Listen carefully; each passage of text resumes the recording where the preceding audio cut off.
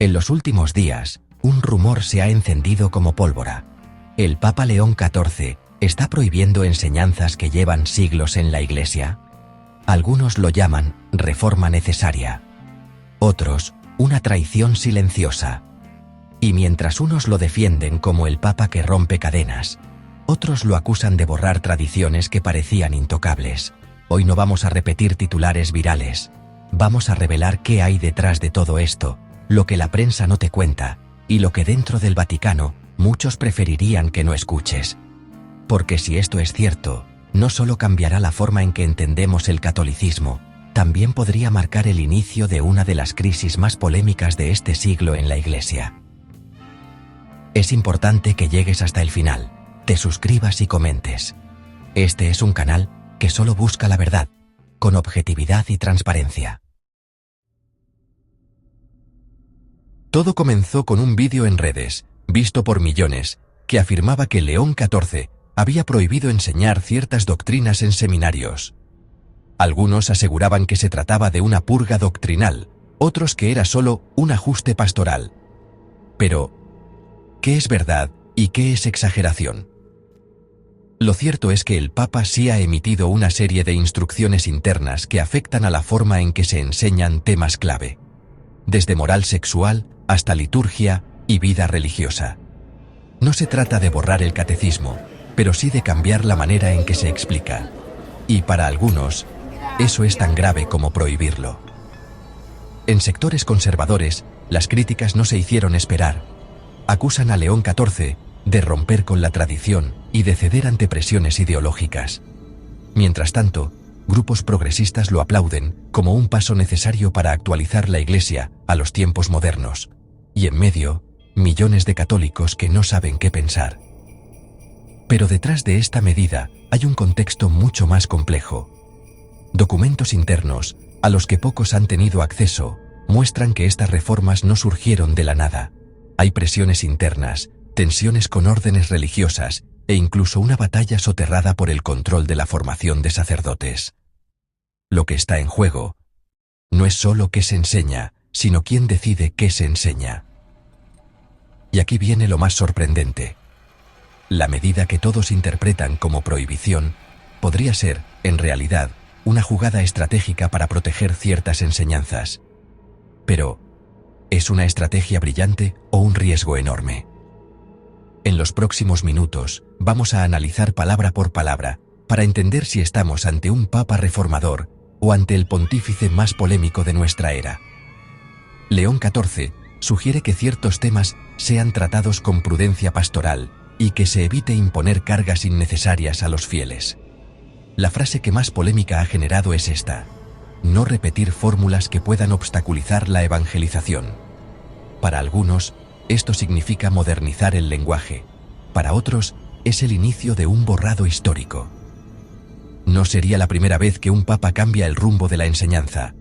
Juan XIII cerró la puerta a ciertas fórmulas litúrgicas y abrió el Concilio Vaticano II. Una decisión que todavía hoy divide a la Iglesia. Francisco suavizó el lenguaje sobre temas polémicos para acercar a quienes se sentían fuera. León XIV parece seguir esa línea, pero con un estilo mucho más frontal y menos dispuesto a negociar.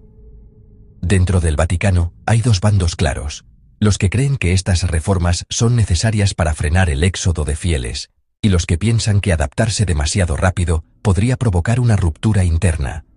Lo que pocos saben es que algunos cardenales ya han comenzado a redactar cartas de advertencia, y que ciertos seminarios en Europa han decidido, discretamente, no aplicar las nuevas directrices.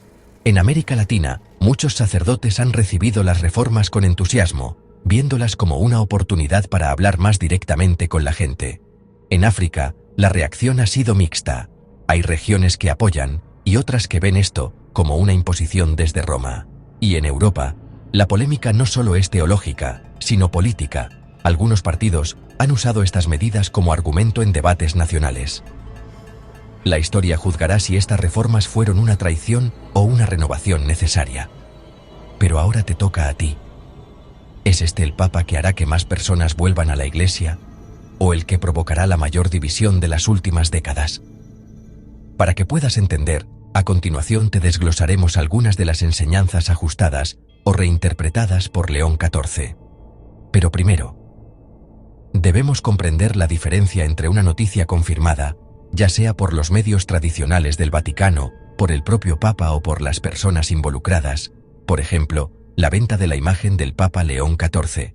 Aunque el Vaticano no ha emitido ningún decreto para el uso de la misma, los empresarios que se dedican a comercializar y a la publicidad de la imagen del Papa saben que sin un permiso no pueden hacer uso de la imagen de León XIV, a diferencia de las de otros papas anteriores que sí lo permitieron. En la historia reciente, la imagen papal ha sido cuidadosamente controlada en situaciones delicadas. Por ejemplo, tras la repentina muerte de Juan Pablo I, en 1978, el Vaticano limitó la difusión de su imagen hasta esclarecer las circunstancias. Durante el Concilio Vaticano II, también se restringió la producción de recuerdos para evitar interpretaciones erróneas. El silencio oficial solo alimenta rumores y teorías. Algunos medios italianos sugieren que hay divisiones internas en la curia, mientras que en redes sociales proliferan hipótesis sobre posibles crisis de salud, disputas políticas o incluso amenazas externas. Así, las estanterías vacías se han convertido en un símbolo visible de un papado envuelto en misterio. La ausencia de recuerdos físicos refuerza la sensación de distancia y desconcierto entre el Vaticano y los fieles, que buscan respuestas y certezas en tiempos de incertidumbre. El mundo observa con atención, preguntándose qué imagen llenará finalmente ese vacío. ¿Logrará León XIV superar el misterio y conectar con los fieles?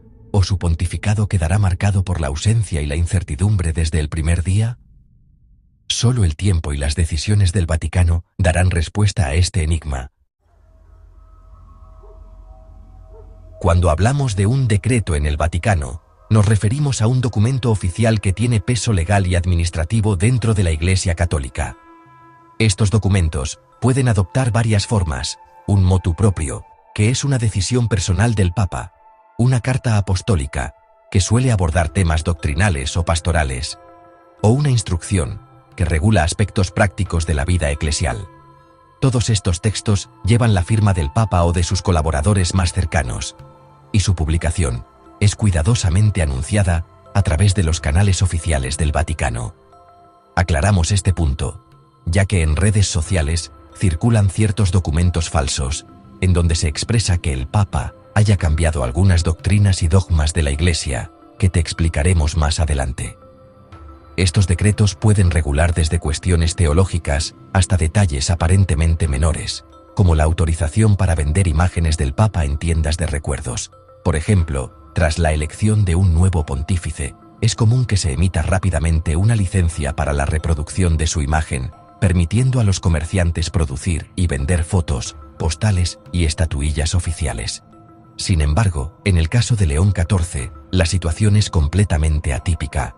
No existe ningún decreto, motu proprio, ni carta oficial que prohíba la venta de su imagen. Los archivos del Vaticano, que suelen ser meticulosos, no contienen rastro alguno de un documento que impida la comercialización de recuerdos con su rostro. Tampoco hay comunicados públicos que expliquen la ausencia de estos productos. Lo que sí se observa es un vacío administrativo.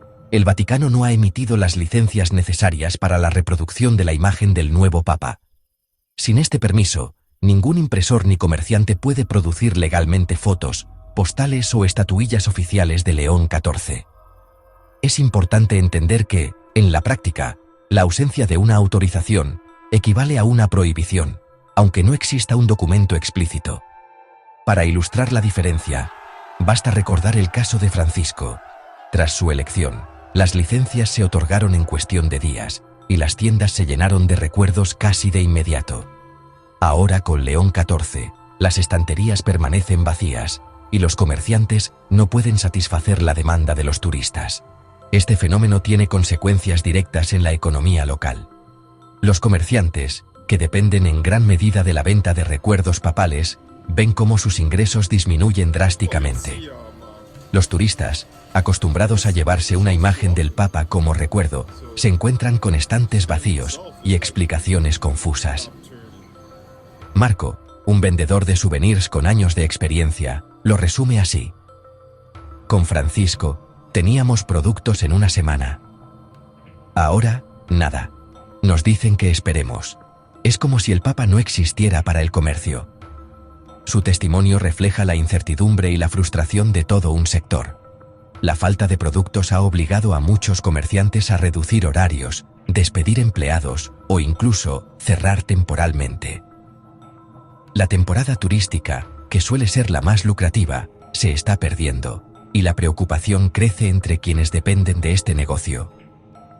Ante esta situación, surgen diversas interpretaciones. Algunos expertos sugieren que la ausencia de imágenes responde a una estrategia deliberada del Vaticano para evitar el culto a la personalidad, una tendencia que ha generado debates internos en la Iglesia durante décadas. Otros consideran que podría tratarse de una medida temporal mientras se resuelven cuestiones legales o de imagen. También hay quienes sospechan que detrás de este silencio administrativo se esconde una lucha de poder interna, una señal de tensiones no resueltas tras la elección de León XIV. La falta de información oficial alimenta las especulaciones y el desconcierto, tanto dentro como fuera del Vaticano. Sea cual sea la causa, el resultado es el mismo. El Papa León XIV se convierte en una figura casi fantasmal en el comercio y en la vida cotidiana de Roma. Su ausencia en los escaparates y en los recuerdos turísticos es más elocuente que cualquier decreto escrito.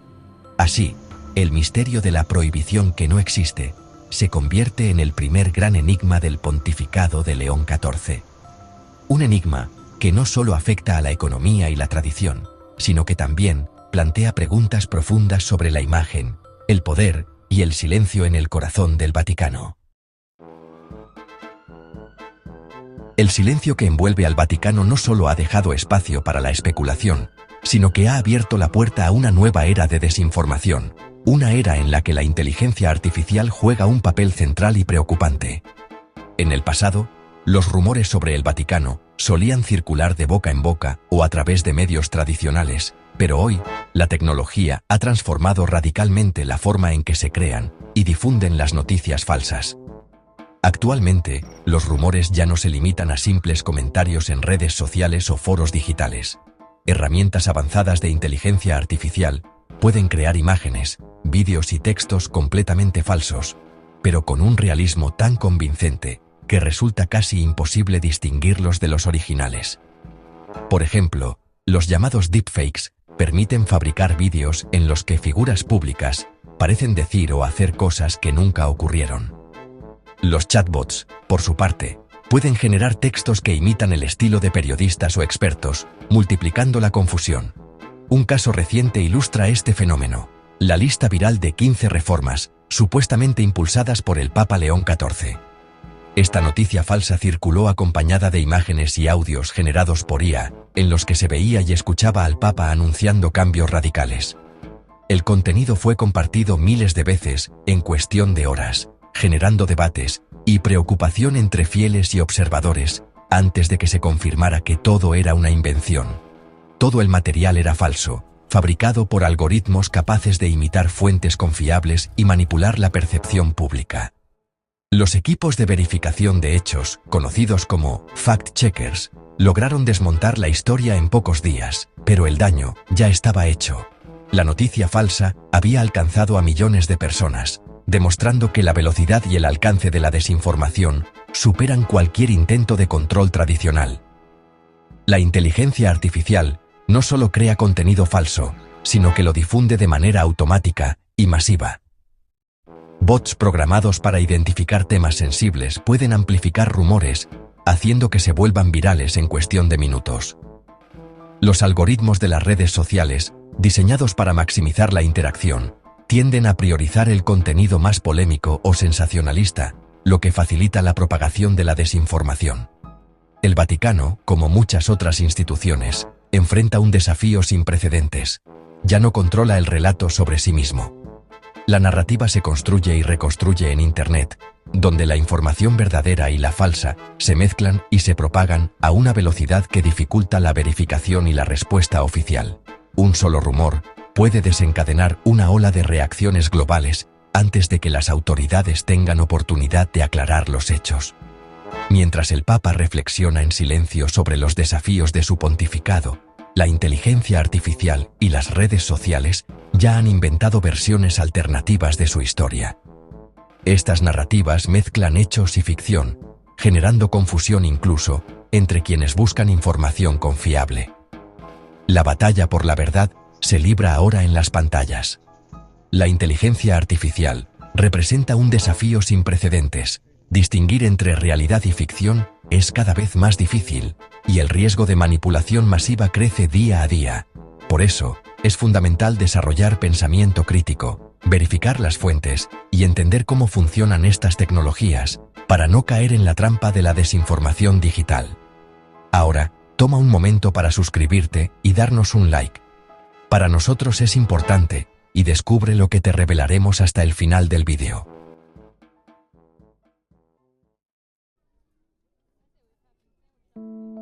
León XIV ha sido presentado por muchos medios y analistas como un papa dispuesto a romper con el pasado y a liderar una nueva era en la Iglesia Católica.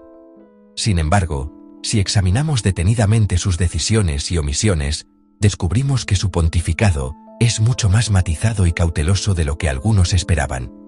Un ejemplo claro es la Eucaristía a divorciados vueltos a casar, sin anulación. Aunque no se modificó la doctrina del matrimonio sacramental, León XIV permitió que algunos divorciados vueltos a casar sin anulación puedan recibir la Eucaristía. Este paso no establece un cambio doctrinal fundamental, pero sí una aplicación pastoral más inclusiva.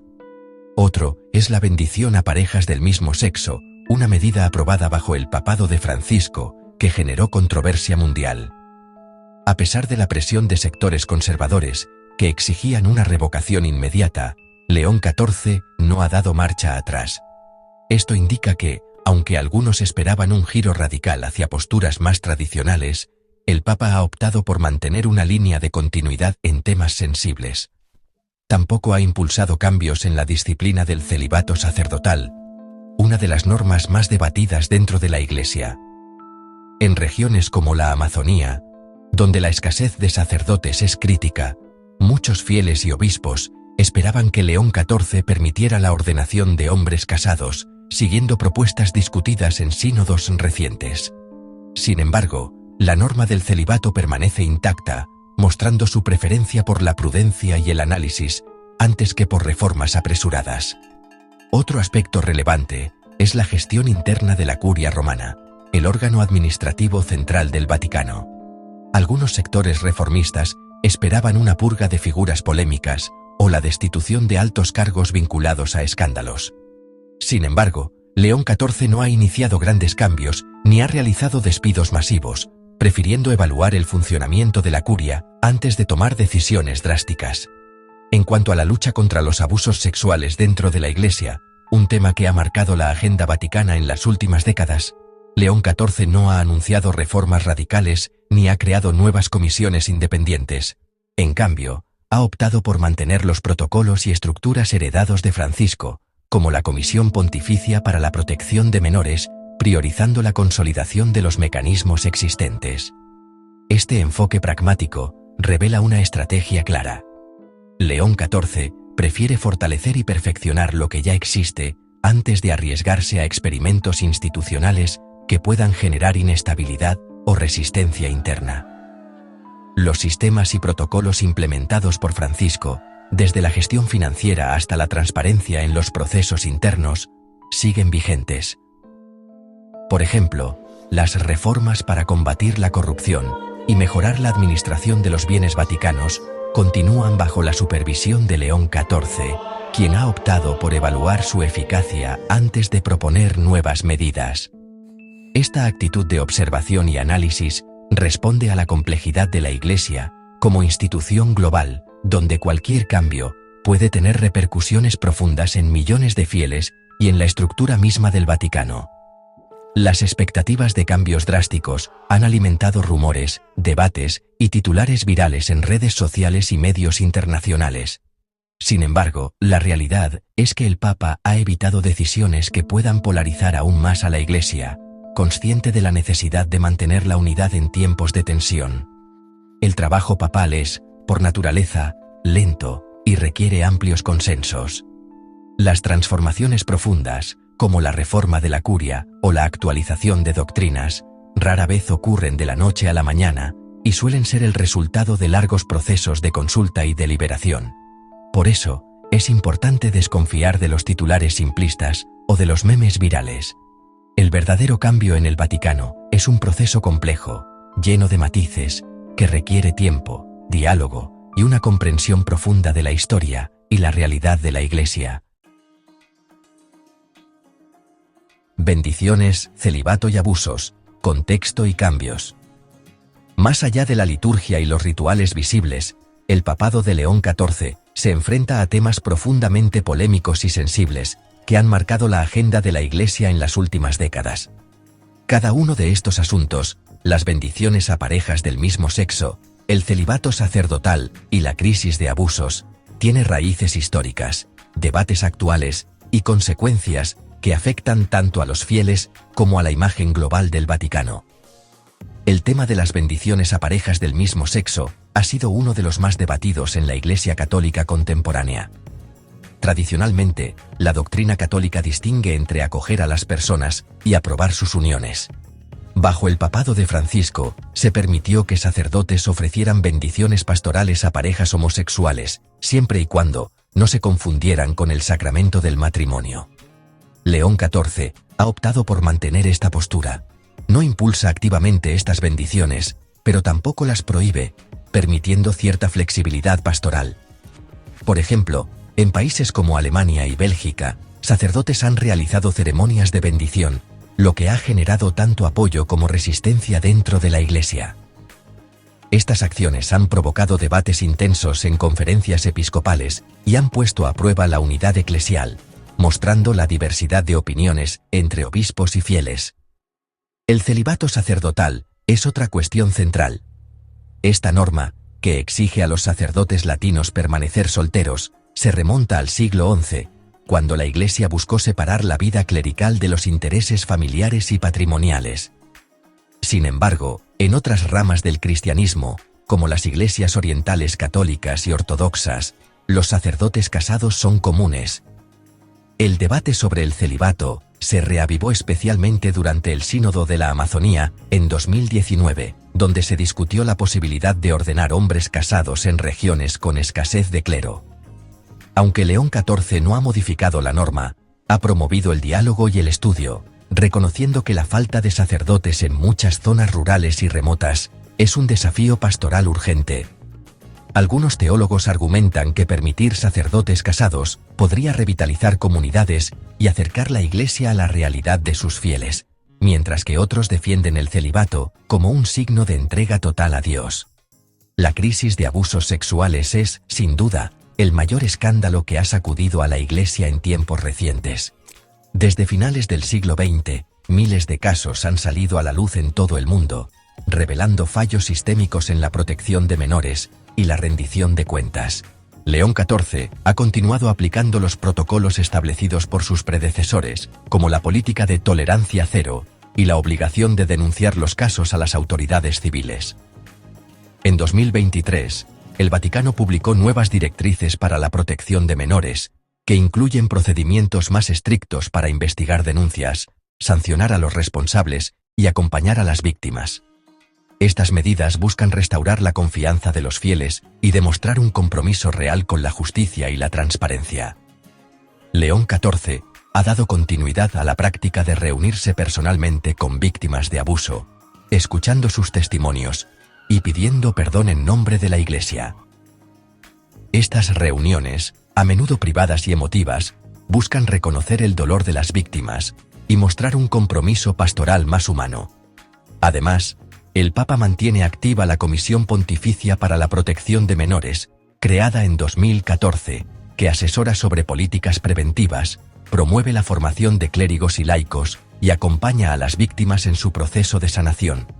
La Comisión también colabora con organizaciones internacionales para mejorar los estándares de protección infantil en todo el mundo.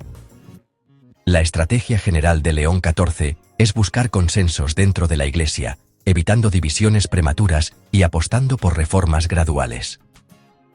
Prefiere el diálogo entre obispos de diferentes regiones y sensibilidades, promoviendo la escucha y el respeto a la diversidad cultural y pastoral. Por ejemplo, ha impulsado encuentros internacionales para debatir estos temas y ha alentado a las conferencias episcopales a proponer soluciones adaptadas a sus contextos locales. León XIV muestra un profundo respeto por la labor de sus predecesores, como Juan Pablo II, Benedicto XVI y Francisco, quienes enfrentaron estos desafíos con distintas estrategias. Aprende de sus aciertos y errores, ajustando el rumbo con cautela y evitando decisiones precipitadas que puedan fracturar la unidad eclesial. Por ahora, el Papa mantiene el timón firme, evaluando cuidadosamente el clima interno y externo antes de impulsar grandes cambios. Es consciente de la historia, la sensibilidad y las consecuencias de cada tema, y prefiere avanzar con prudencia, priorizando la unidad y la escucha activa de todas las voces dentro de la Iglesia. Sobre el escritorio de León XIV reposa una auténtica bomba de relojería, el futuro del Opus Dei, una de las organizaciones más influyentes y controvertidas dentro de la Iglesia Católica. Esta decisión no solo afecta a la estructura interna de la Iglesia, sino que también tiene profundas implicaciones sociales y políticas, tanto dentro como fuera del Vaticano. Fundado en 1928 por José María Escrivá, el Opus Dei nació con la misión de promover la santidad en la vida cotidiana, especialmente entre los laicos. A lo largo de las décadas, la organización ha construido una red internacional de miembros y simpatizantes que incluye desde profesionales y empresarios hasta políticos y académicos. Su sede central, Villa Tevere en Roma, es símbolo de su alcance global y de su influencia en los círculos más altos de la Iglesia. Sin embargo, bajo el pontificado de Francisco, el Opus Dei experimentó un cambio drástico. Hasta entonces, gozaba de un estatus especial como prelatura personal, lo que le otorgaba una autonomía considerable respecto a los obispos locales y al propio Vaticano. Francisco, preocupado por la transparencia y la rendición de cuentas, ordenó una revisión profunda de sus estatutos. Por ejemplo, exigió que los informes financieros y las actividades internas fueran supervisados directamente por la Santa Sede, algo inédito en la historia reciente de la organización. Ahora, los nuevos estatutos, que limitan la independencia del Opus Dei y refuerzan la supervisión vaticana, esperan la aprobación definitiva del nuevo Papa. Estos documentos incluyen cláusulas que obligan a la organización a reportar regularmente sus actividades y finanzas, y a someterse a auditorías externas, medidas que buscan evitar posibles abusos de poder o falta de transparencia. Para muchos fieles tradicionales, el Opus Dei representa la defensa de la ortodoxia y la disciplina católica. En países como España, México o Filipinas, la organización ha sido vista como un bastión frente a las tendencias más liberales dentro de la Iglesia. Si León XIV aprueba los estatutos tal como están, corre el riesgo de alienar a este sector, que teme que la reforma debilite la identidad y la misión original del Opus Dei. Pero si suaviza las reformas, podría desafiar el legado de Francisco y abrir la puerta a críticas sobre falta de transparencia o favoritismo hacia grupos conservadores. Por ejemplo, algunos analistas advierten que una marcha atrás podría interpretarse como un retroceso en la lucha contra el clericalismo y la opacidad, dos de los grandes desafíos que Francisco intentó combatir. La decisión de León XIV será interpretada como una señal clara, continuidad con la línea reformista de Francisco, o restauración de privilegios para el Opus Dei. Los medios internacionales y los analistas vaticanos ya especulan sobre las posibles consecuencias, desde una mayor polarización interna hasta el surgimiento de nuevos movimientos de resistencia o apoyo dentro de la Iglesia. El Opus Dei, con miembros en posiciones clave de la curia y la sociedad civil, es la primera gran prueba del nuevo pontificado. Su influencia se extiende desde universidades y escuelas hasta medios de comunicación y entidades financieras. Por ejemplo, la Universidad de Navarra y el IES, en España, o la Pontificia Universidad de la Santa Cruz en Roma, son instituciones ligadas a la organización y con gran prestigio internacional. La forma en que León XIV gestione este desafío mostrará no solo su visión para la Iglesia, sino también su capacidad de gobierno y su postura ante los equilibrios de poder internos. Su decisión será observada de cerca por cardenales, obispos y laicos de todo el mundo, y podría marcar el tono de su pontificado en temas de reforma y autoridad. Por ahora, el silencio oficial solo aumenta la expectación. Todos esperan la primera gran decisión de León XIV, que podría marcar el rumbo de su pontificado y el futuro del Opus Dei. La tensión es palpable tanto en los pasillos del Vaticano como en las comunidades católicas de todo el mundo, conscientes de que lo que está en juego va mucho más allá de una simple reforma administrativa. El misterio de los souvenirs vacíos es mucho más que una simple anécdota, es el símbolo perfecto de este inicio de pontificado, marcado por la ausencia de respuestas claras y la expectativa global. Pero en el Vaticano, el silencio no es solo la falta de palabras o declaraciones públicas. Es una herramienta milenaria, cuidadosamente cultivada, que ha sido utilizada por generaciones de papas y funcionarios para ejercer poder, proteger intereses y guiar a la Iglesia en momentos de incertidumbre. El silencio en el Vaticano es una estrategia refinada y multifacética. A lo largo de la historia, los papas han recurrido al silencio para evitar confrontaciones directas, proteger secretos delicados o dar tiempo a la reflexión profunda antes de tomar decisiones trascendentales. Por ejemplo, durante la Segunda Guerra Mundial, el Papa Pío XII fue duramente criticado por su silencio ante los horrores del conflicto. Sin embargo, muchos historiadores sostienen que su silencio fue una táctica para proteger a judíos y disidentes, negociando en secreto y evitando represalias aún mayores. Este es solo uno de los muchos casos en los que el silencio ha sido interpretado de formas opuestas, como complicidad o como prudencia estratégica.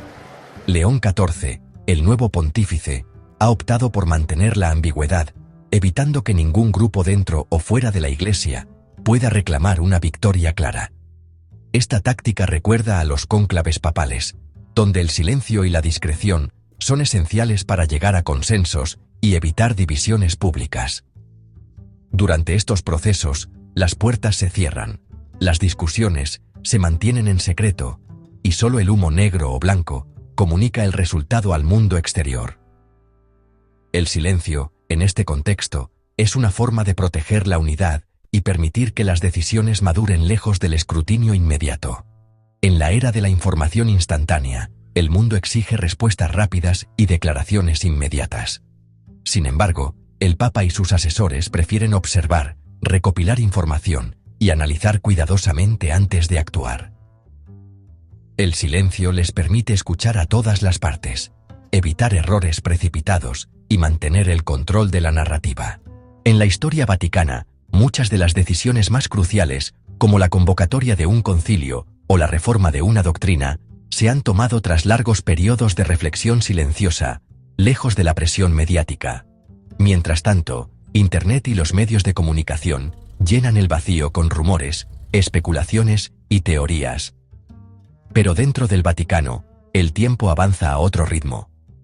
El silencio crea incertidumbre y ansiedad afuera, pero dentro de los muros vaticanos es un espacio protegido para la estrategia, la contemplación y la toma de decisiones informadas. Es un recordatorio de que no todo debe ser inmediato y que la paciencia puede ser una virtud poderosa. La historia de León XIV se está escribiendo en silencios, demoras y gestos sutiles, no en titulares virales ni en declaraciones explosivas. Así como Juan XXIII sorprendió al mundo con la convocatoria del Concilio Vaticano II, tras meses de absoluto silencio, cada pausa y cada demora pueden anunciar un cambio profundo y duradero. El silencio, en este sentido, es una promesa de transformación. Nada es casual en el Vaticano. Cada ausencia, cada demora, cada palabra no dicha es un movimiento calculado en un tablero milenario de diplomacia y poder. El silencio es parte integral del juego diplomático y espiritual, donde cada gesto puede tener múltiples interpretaciones y consecuencias a largo plazo. Es una forma de mantener el misterio, la autoridad y la capacidad de sorprender. Por ahora, el mundo observa y espera, mientras el Papa permanece en silencio, consciente de que a veces el mayor poder reside en no decir nada. En el Vaticano, el silencio no es vacío ni debilidad. Es una promesa de que, cuando llegue el momento adecuado, la palabra tendrá un peso y una trascendencia aún mayores. Así, el silencio se convierte en el preludio de los grandes cambios y decisiones que marcarán el rumbo de la Iglesia y del mundo. Si quieres seguir descubriendo las verdades y mentiras detrás de este pontificado, suscríbete y activa la campana, porque lo que viene puede ser aún más polémico.